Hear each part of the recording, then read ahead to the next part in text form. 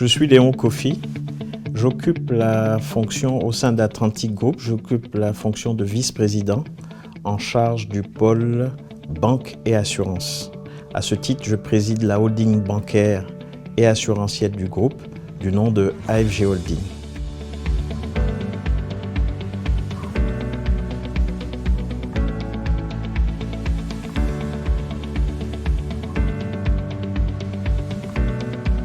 Atlantic Group, c'est un conglomérat diversifié, fondé par un homme d'affaires ivoirien du nom de Koné Dosangui, qui a pour cœur de métier la banque et l'assurance, mais qui est présent dans le secteur de l'industrie, le secteur de l'agriculture, l'immobilier et aussi les télécoms.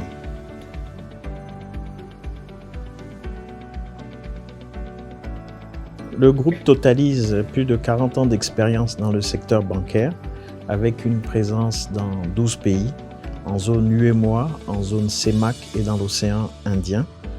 Il se trouve que notre implantation dans l'océan Indien est récente et nous venons de conclure en décembre dernier un accord avec un acteur majeur dans l'océan Indien qui est le groupe IBL et la Banque nationale du Canada pour la reprise d'Afrasia Bank, qui est la troisième banque de Maurice. Avant d'arriver à nos ambitions, il faut savoir que le groupe s'est consolidé et s'est constitué par vagues progressives. Et donc nous avons un track record de restructuration bancaire.